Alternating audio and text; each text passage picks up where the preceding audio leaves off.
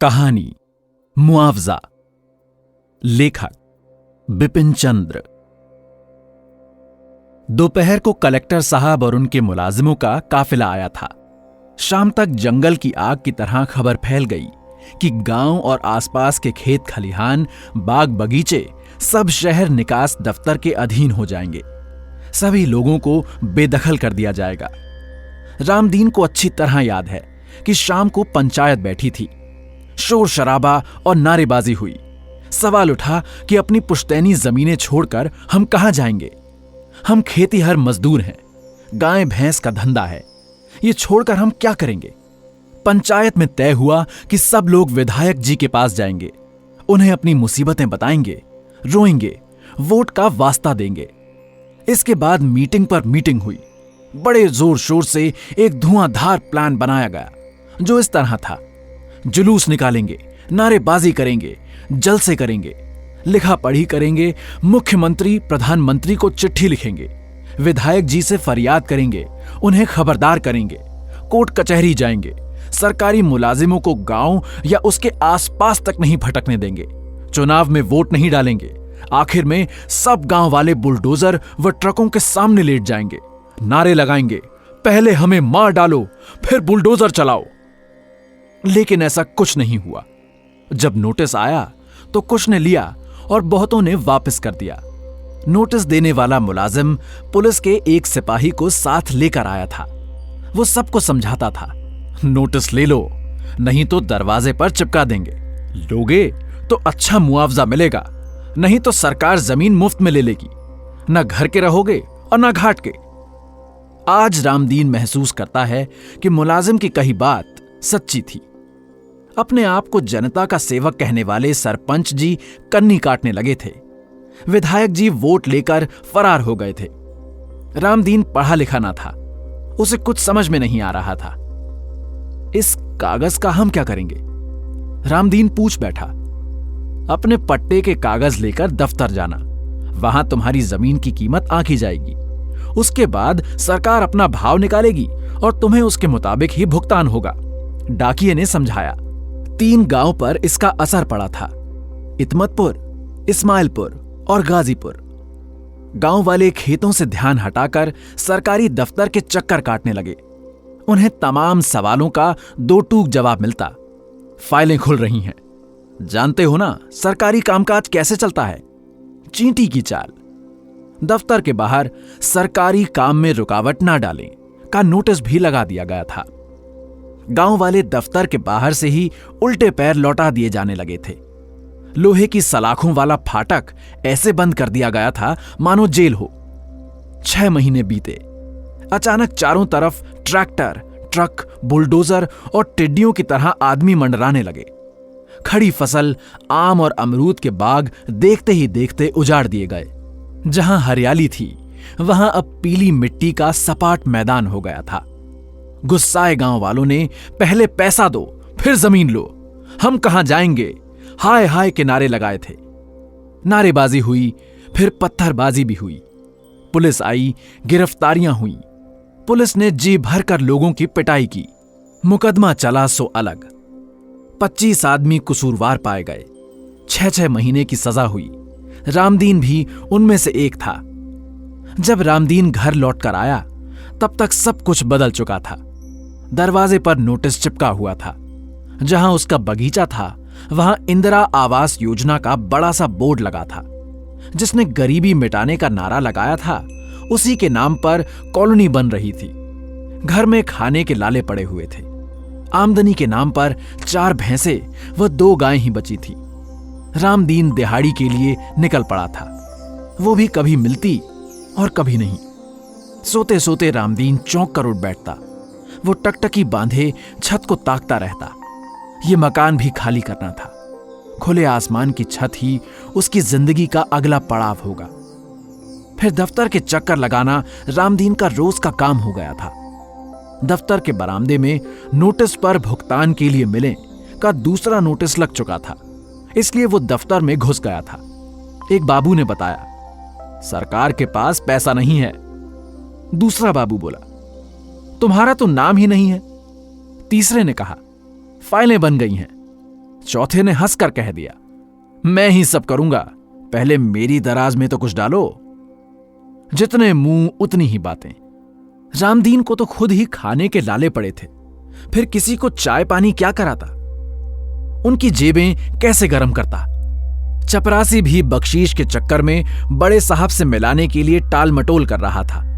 50 रुपए जेब में रखने के बाद ही उसने साहब के कमरे का दरवाजा खोला था। रामदीन साहब के पैरों में गिरकर रो पड़ा था। गिड़गिड़ाते हुए उसने कहा था, साहब 3 साल हो गए हैं, एक पैसा भी नहीं मिला है, मैं पढ़ा लिखा नहीं हूं, घर में खाने के लाले पड़े हैं। साहब ने हमदर्दी दिखाई थी, वादा भी किया था, घर से बेदखल करने से पहले तुम्हें कुछ ना कुछ जरूर भुगतान किया जाएगा। रामदीन इस तरह खुश होकर घर लौटा था जैसे दुनिया ही जीत ली हो, लेकिन जल्दी ही भरम टूटा। 6 महीने बाद भी वो वादा ही रहा। पुलिस घरों में घुस घुस कर सामान बाहर फेंकने लगी। सरकारी हुक्म की तामील जो हो रही थी। रामदीन अपने घर वालों और जानवरों को लेकर अपने मौसेरे भाई के यहां कुकरेती जाकर बस गया। एक दिन रामदीन को लोगों ने बताया कि मामला कोर्ट में पहुंच गया है। जनता का भला करने वाले कुछ लोगों ने वहां अर्जी लगाई थी। बात बात में रामदीन ने एक दिन अपने एक ग्राहक, जो एक दरोगा की बीवी थी, को अपनी कहानी सुना दी। दरोगाइन को इस पर तरस आ गया। दरोगा जी ने कागज देखे, 2-3 अर्जियां लिखी, वे उसके साथ भी गए। इससे दफ्तर के बाबुओं की सिट्टी पिट्टी गुम हो गई थी। रामदीन की फाइलें दौड़ने लगी थी। 1 महीने में ही रामदीन के नाम के 3 चेक बने, एक 50,000 का, दूसरा 20,000 का और तीसरा 30,000 रुपए का। ये तीनों चेक खेत, मकान और बगीचे के एवज में थे। पहला चेक मिलते ही रामदीन के दिन फिर गए। दरोगा जी उसके लिए भले इंसान साबित हुए थे। वो उन्हें दुआएं देता रहा और मुफ्त में दूध भी। बाकी चेक पाने के लिए दफ्तर के चक्कर काटना रामदीन का अब रोजाना का काम बन गया था। बहुत से बाबू व अफसर उसे अच्छी तरह पहचान गए थे। वो उन्हें पान, सिगरेट, गुटखा भी देता था या कभी चाय भी पिलाता। बाबू रामदीन को खबर देते। उसे बताया गया था कि पैसे पहले 8 रुपए वर्ग फुट के हिसाब से मिलने वाले थे, अब शायद 10 रुपए वर्ग फुट के हिसाब से मिलेंगे। एक दिन दफ्तर में रामदीन को उसका पड़ोसी राम खिलावन मिल गया। बातचीत से उसे पता चला कि शायद कोर्ट जमीन का भाव बढ़ाकर 10 या 13 रुपए वर्ग फुट कर दे। राम खिलावन ने बताया, जानते हो रामदीन, सरकार हमसे 10 रुपए वर्ग फुट के हिसाब से जमीन खरीदकर 100 या 150 रुपए तक के भाव में बेच रही है। दूसरी किस्त का चेक कुछ ही दिनों में मिलने वाला था। आखिरी चेक तो कोर्ट के फैसले के बाद ही मिलेगा। रामदीन दुखी होकर सोचने लगा, सरकार 10 रुपए देकर 100 रुपए में बेच रही है। 1 फुट पर 90 रुपए का फायदा। महाराज को भी मात दे दी। क्या यही है जनता का राज? दरोगा साहब का तबादला हो गया था, लेकिन वो उसे समाज सेवक से मिलवा कर गए थे। अब बाबुओं के तेवर बदल गए। तुम उसके बूते पर बहुत कूदते थे, अब लेना ठेंगा। कुछ तो कहते, इतनी सी बात भी तुम्हारी समझ में नहीं आती कि हम सरकारी मुलाजिम हैं, हमारे पास कलम है, ताकत है। उस समाज सेवक की कोशिशों के बावजूद दूसरी किश्त लेने के लिए 5,000 रुपए बाबुओं की जेबों में डालने पड़े और इतना ही समाज सेवक साहब को भी खर्चा पानी देना पड़ा।